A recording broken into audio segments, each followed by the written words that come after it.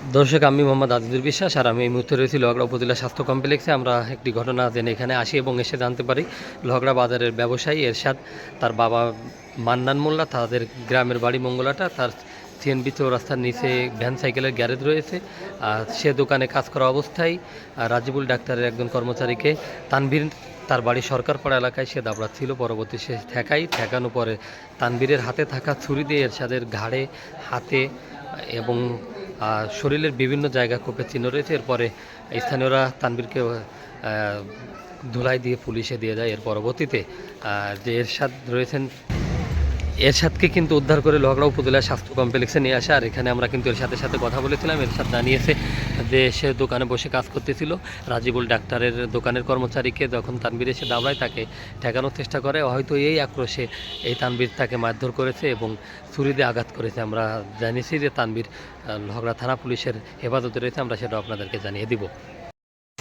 এই জায়গাটি থেকে 200 গজের বেশি দূরে যে তানভীর এই বাজারের যে গ্যারেজ ব্যবসায়ী রয়েছে, তাকে কিন্তু ছুরি দিয়ে কুপিয়ে গুরুতর আহত করে।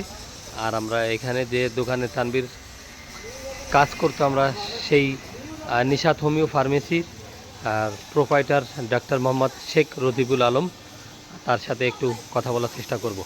নিউজ করে ধরেন, নিউজ করলেন, ঠিক আছে, নিউজ করে লাভটা কি হবে না বলেন? একটা লোককে যদি মেরে ফেলতো,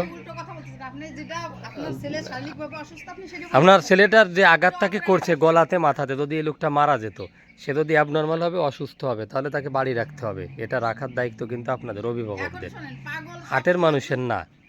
না না, ঠিক আছে, কথা ঠিক আছে, কিন্তু আজকে চাকরি করে, এটা আপনারা জানেন যে রদিবুলের ওইখানে চাকরি করে। আবার নিজে বলতো আমি তো বললাম না, আমি ছেলের সাথে কথাই হয় না, কথা হয় না। আমার কথা হয় না। দুইটা বিয়ে কি আপনি দিছিলেন নাকি বাড়ি থেকে দিছিল? বিবাহ আমি বলতে কি, প্রথমটা তো আমি ফোনে ফোনে ফোনে আমার সাথে কথা হয়েছে যতটুকু, যদি এই অবস্থা করে।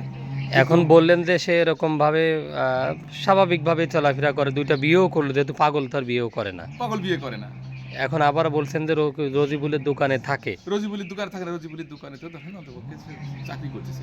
হ্যাঁ, যদি চাকরি করে, ঢাকাতেও নাকি বিভিন্ন জায়গাতে গেছে, সেই ভালো জানে। কিন্তু এই যে আজকে যে ঘটনাটা ঘটালো, যদি সে অসুস্থ হয়, তাকে তো হেফাজতে রাখার দায়িত্বটা আপনাদের। হাটে যে একটা ঘটনা ঘটাই ফেলবে, এর আগেও তো আপনার ছেলে কলেজে একটা ঘটনা ঘটাইছে না, এরকম। আমি ও আবার মনে করেন যে ওই জায়গা চলে গেছে অল্টারনেট দিকে, ও আর ওইদিকে যায় না, এখানতে এবার ব্যাক করেছে। ব্যাক করার পরে এই জায়গা আইসে করছে যে ওই ইরশাদ আবার করছে কি, যারে কুবাইছে সে করছে কি, কি আইছে ভাই, হ্যাঁ তাই কলি ভাড়া ওই ছুরি যেরকম ধরে ও ভিতরে যেরকম ছুরি ধরিছে, ও দৌড় ভিতরে চলে গেছে।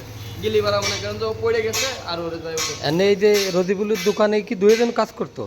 আমরা যেটুকু জানছি মনে করেন যে ওইটি বলে 2-3 দিন ওই দোকানে থাকে, এখন আর ব্যতিরিক্ত কিছু জানি না। কি নিয়ে ওরা দাবড়া ছিল এরকম কিছু জানা গেছে যে ছেলেটার দাবড়া ছিল? যতটুকু শুনছি ওই দোকানে বলে ওইটা একটু লেট করে আইছে। হ্যাঁ, তাহলে আসলি হইছে তো ওই যে ছেলেটা আগের থেকে থাকে, ও আবার কইছে কি যে তুমি এত লেট করে আইছো কেন? ও আবার এক কথায় দুই কথায় দুজনে বলে লাগিয়েছে, তারপরে বলে ঘুষ হয়েছে, পরে ঘুষ হয়ে ওই ছুরি ধরেছে, ধরে তারপরে আর ওখানটা করছে কি ভাই আমার বাপা এই তানভীর ঘুষ হয়ে পরে আবার ছুরি নিয়ে দাবড়াইছে। এইটুকুই জানতে না আমরা। আচ্ছা, আমরা শুনলাম যে তানভীর রাজিবুল ভাই আপনার দোকানের তো পুরনো কর্মচারী, কতদিন আগে আপনার এখান থেকে চলে গেল? ভাই আচ্ছা, যাকে আমি বলি, আমি doctor Sheikh Rajibul Alam, Nishat homeo pharmacy Lohagara. আজকে এখানে যে ঘটনাটা ঘটে গেছে বা আপনারা যে বিষয়টা নিয়ে আসছেন, সেটার বিষয় হলো আমি তো উপস্থিত ছিলাম না, আমার অনুপস্থিতিতে ঘটনা ঘটছে।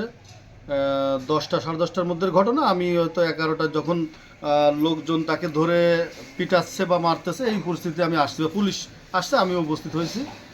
তা এখন এরশাদকে যে হয়েছে, কি যেন বলে, আহত হয়েছে, এটা বাস্তব ঘটনা। এবং এখানে যারা উপস্থিত ছিল তাদের বক্তব্য অনুযায়ী আমি যেটুকু পেয়েছি, যে আমার দোকানের মূল যে কর্মচারী, তাকে ওই তানভীর ছুরি নিয়ে দাবড়ায় মারার জন্য যায়। প্রতিমধ্যে দাবড় খেতে খেতে প্রতিমধ্যে হয়তো এর সাথে দেখা হয়েছে, হয়তো কি কথা হয়েছে কিনা জানি না। তাদের ভাষ্য, এখানে আশপাশের লোকের ভাষ্য, যে এরশাদ নাকি বলছে যে তোর পাগলামি ছুটে দিবানি। আর ওই ছেলে সুমনের দাবড় দিয়ে না পেয়ে আইসে সেই এরশাদকে কুপাইছে। এ হলো আমার লোকজনের মুখের থেকে শোনা। এটাই। তানভীর হলো আমার পার্মানেন্ট কর্মচারী না, তানভীর হচ্ছে আমার পূর্ব কর্মচারী ছিল।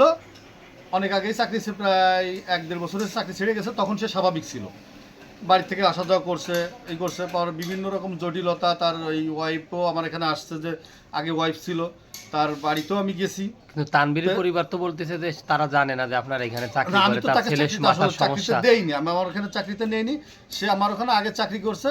সেই সুবাদে সে এসে আমার কাছে রিকোয়েস্ট করছে, স্যার আমি বর্তমানে চাকরি বাকরি নাই, আমার একটু সহযোগিতা করেন আপনি আমার এখানে। তা আমি বলছি যে না, আমি তোমাকে পার্মানেন্টলি চাকরি নিতে পারবো না, কারণ যখন আমার কর্মচারীর দরকার ছিল তুমি চাকরি ছেড়ে চলে গেছো, তোমাকে আমি এভাবে নিতে পারবো না। হ্যাঁ, তুমি এমনি আসা যাওয়া করতে পারো, সুমন ভাই যদি একটু হেল্প করতে পারো ভালো, আলহামদুলিল্লাহ।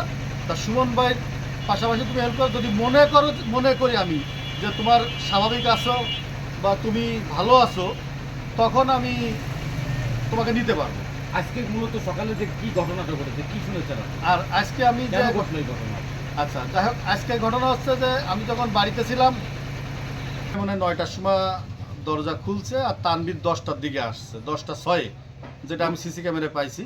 10টা 6 সে ঢুকছে, এবং সুমন ভাই নাকি, আমার যে সুমন ভাইয়ের বক্তব্য, যে সে তাকে বলছে তুমি এখন আসছো কেন, আর সে তাকে গালিগালাজ করছে, ওই ছেলে গালিগালাজ করে ভিতরে ঢুকে আমার ঘর প্লেট ভাঙচুর করছে, আমার নিজের ঘরে। পরে আমার যখন ফোন দিয়েছে, আমি বাড়িতে কাজে ছিলাম, এঙ্গেজ ছিলাম, আমি আসতে একটু দেরি হয়েছে। এই এরশাদকে মাছ ধরার ঘটনায় আমরা কথা বলেছিলাম লোহাগড়া থানার ভারপ্রাপ্ত কর্মকর্তা ওসি আশিকুর রহমানের সাথে। তিনি জানিয়েছেন যে তানবীর বর্তমান পুলিশ হেফাজতে আছে, এরশাদের পরিবার থেকে অভিযোগ দিলে আইনগত ব্যবস্থা গ্রহণ করা হবে।